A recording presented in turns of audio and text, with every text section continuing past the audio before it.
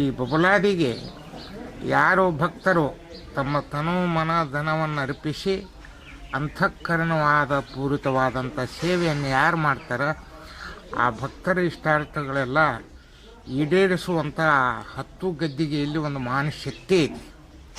ಇಲ್ಲಿ ಚಂದ್ರಗಿರಿ ಮಾತೆ ಒಂದು ಸರ್ಪ ರೂಪದಿಂದ ಆಗಮಿಸಿ ಸಿದ್ದರಾಮೇಶ್ವರರು, ಗಂಗಯ್ಯನವರು, ಓಂಕಾರೇಶ್ವರು, ಶಂಕರಯ್ಯನವರು, ಈಗೇನು ಸದಾಶಿವಪ್ಪನವ್ರ ಫೋಟೋದಾಗ ಅದಲ್ಲ, ಇವ್ರ ತಂದೆಯವ್ರ ಹೆಸರು ಶಂಕರಯ್ಯನವರು. ಆ ಸದಾಶಿವಪ್ಪನವ್ರ ನಂತರ ನಮ್ಮ ದೊಡ್ಡಪ್ಪ ದತ್ತಕ್ಕೆ ಹೋಗಿದ್ರು ದಾನಮ್ಮ ತಾಯಿ, ಅದು ಗದ್ದಿಗೆ ಅಲ್ಲೇ ಐತಿ. ಆ 10 ಗದ್ದಿಗೆ ಒಳಗೆ ಸದಾಶಿವಪ್ಪನವ್ರ ಮಗ್ಲು ಇರ್ತಕ್ಕಂಥದ್ದು ಗದ್ದಿಗೆ ನಮ್ಮ ದೊಡ್ಡಪ್ಪನವ್ರದ್ದು ಶಿವಲಿಂಗ ಐತಳ ಆಗಿ ಹೋದರು.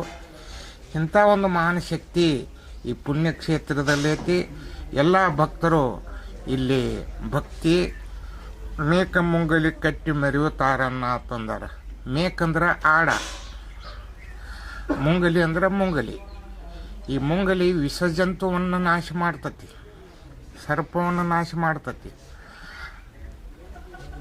ಮೇಕೆ ಎತ್ತಂದ್ರೆ ಆಡ, ಅದಕ್ಕೆ ಹೇಳ್ತಾರೆ ಆಡಿನಂಗೆ ನೀರು ಕುಡಿಯೋಕೆ ಕಲಿಬೇಕತ್ತ, ಆನೆ ಹಂಗೆ ಜಳಕ ಮಾಡೋಕೆ ಕಲಿಬೇಕತ್ತ. ಆನೆ ಹೆಂಗೆ ಮಾಡ್ತೈತಿ ನೋಡ್ರಿ ನೀವು ಜಳಕ, ಅದು ಅಗದಿ ಒಂದು ಗಾಡಿಗೆ ಕಲ್ಲಿಗೆ ಗಿಡಕ್ಕೆ ತಿಕ್ಕಿ ತಿಕ್ಕಿ ಮಾವುತ್ ಹಂಗೆ ನೀರು ಹಾಕ್ತಿರ್ತಾನೆ, ತಿಕ್ಕಿ ಸ್ವಚ್ಛ ಮಾಡ್ಕೋತೈತಿ. ಆಡ ಅದು ನೀರು ಹೆಂಗೆ ಕುಡಿತೈತಿಪ್ಪ ಅಂತಂದ್ರೆ ಹಳ್ಳು ಹೊಳೆ ದಂಡಿಗೆ ಪೂರ್ತಿ ಒಳಗೆ ಹೋಗಂಗಿಲ್ಲ, ಮೊಳಕಾಲೂರಿ ಊದಿ ನೀರು ಕುಡಿತೈತಿ. ಅಂದ್ರೆ ಭಕ್ತಿ ಹಂಗಿರ್ಬೇಕಂತ.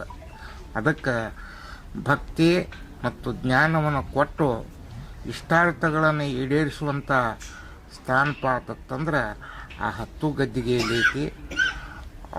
ಈ ಪುಣ್ಯಕ್ಷೇತ್ರಕ್ಕೆ ಎಲ್ಲ ಭಕ್ತಾದಿಗಳು ಬಂದು ಸೇವೆಗೈದು ತಾವು ಉದ್ಧಾರ ಆಗ್ಬೇಕಂತ ಹೇಳಿ ತಮ್ಮ ಭಕ್ತರಿಗೆ ಹೇಳುತ್ತಾ ಈ 4 ಮಾತುಗಳನ್ನು ಶ್ರೀ ಗುರು ಚಕ್ರವರ್ತಿ ಸದಾಶಿವ ಶಿವಯೋಗಿ ಸಿದ್ದರಾಮೇಶ್ವರರ ಚರಣಕ್ಕೆ ಅರ್ಪಿಸಿ ತಮ್ಮೆಲ್ಲರಿಗೂ ಶುಭವಾಗಲಿ.